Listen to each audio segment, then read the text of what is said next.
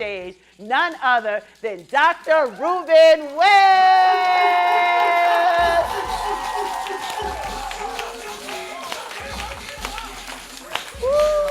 This isn't about me. I don't have anything to sell. I'm selling you on you. There's nothing for me. I'm not going to tell you to come take classes from me. You should, but I'm not going to. No, I'm kidding. Please do it. No, How I'm many of kidding. you have had an idea for a product, a service, or invention? You thought it was a great idea. You didn't do anything, and then 6 months, 12 months, a year later, raise your hand. You saw that very same thing. We start listening to the people who tell us we can't do it. Now, let me ask you: anybody ever had anybody tell you couldn't do it? Oh, yeah. They're the naysayers. They come up with you come up with your ideas, and then they tell you why it won't work, and they have very logical reasons why it won't work. But here's what Roosevelt said. He said, it's not the critic who counts.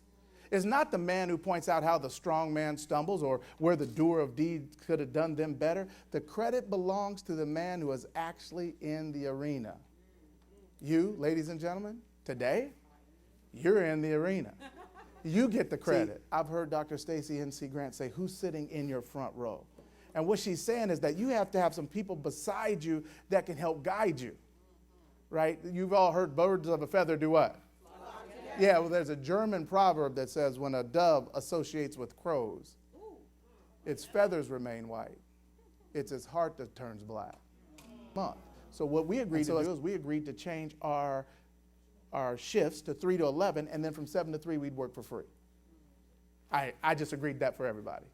And I went back to them and I said, great news. They're going to let us do it. They said, you lying? I said, I ain't lying. They're going to let us do it. And they say, yeah, right? So they started clapping and cheering. We was bumping elbows, bumping chests. Now, y'all know what they wanted to know, right? What they wanted to know. They was like, Jerry Maguire, show me the money. They said, Reuben, how much are we going to get paid? And I said, nothing. Here's another one to write down. Sometimes free work is the key work. Got to put that one down. Sometimes free work is the key word. I don't work to make my presence known. I work to make my absence felt. See, when you're giving, when you're serving, when they are without you, you want them to feel it. My wife is at home right now. She's like, babe, when are you coming home? I just left yesterday, right? I'm not there to make my presence known. She knows who I am. When I walk out, I want her to say, oh, I miss you already. I hadn't even got to the airport. She's like, I miss you. Good. I'm doing a good job. Right? So you have to make your absence felt. And let me tell you what happened. I call it Hell Week. There was a Wednesday. We got a call. It was like 2:30. And there was a gunshot. And they said, we need one of you guys to assist. They said, we can't because at 3 o'clock we got to scrub cases. I was like, wow, we missed that one. And then on Thursday, it was between 2:30 and 3, the same thing. We had a car accident. They said, hey, we need one of you guys. They said, well, at 3 o'clock, it's like witching hour, you know? We got to be scrub techs. We can't do it.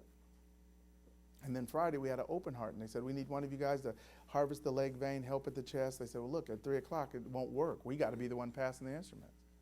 And that weekend, we went home, and we said, man, we blew that. Like, that was our opportunity to help. And we didn't get it then. We said, man, I can't believe that they needed us that bad. They wanted us. They were asking for us, and we weren't available. And we thought we blew it. And then the next week, we came in, and the VP, Lowell Johnson, said, I'd like to have a conference with you. And so me and James Johnson went in, and we knew what he wanted. He was going to cancel the service. He said, look, we thought we needed you. You didn't show up. We don't want it. And so we sat down, and he said this. He said, 16 surgeons came into our office and said if we gave you guys a contract, they'd bring all our cases to the hospital. So we want to offer you guys $100,000 each to work for the hospital. And so I was sitting there. I was cool. You know me. I was sitting there. I was kicking James under the table, though. I was kicking, right? And then I said, well, Mr. Johnson, we would like to go out in the hallway and discuss this. And he said, no problem, go ahead. So we got up, right? And when we got out there, we pushed the door open and had one of those slow closing doors, just like I said, wait, don't move, wait for it, just wait for it. And when that door closed, I said, yes, right? Because sometimes you just break through, right? And just like that, our lives will change. And I'm going to be honest, I know as I talk about it now and I say 100,000, it's not that big of a deal now, but in 2001, for me, it was a big deal. You know, I was like, I told you I was making 12 something an hour. I mean, I got more attractive that day. You know? I said, yeah, they just offered us 100. This girl, she's like, what'd you say? Something about you I like, right?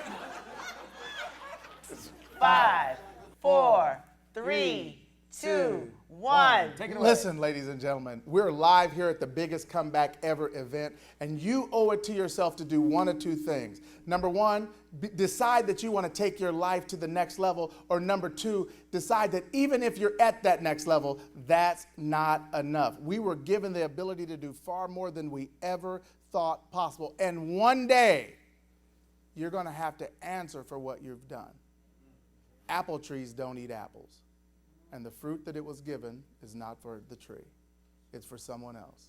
And it never gets more until it releases the fruit it has. You owe it to yourself to reproduce your fruit. Serve. Thank you. Give him hands, hands. Take it this way. Give him hands, give him hands. I'll be on the red carpet. I'll be on the red carpet. Now to the red carpet. Red carpet.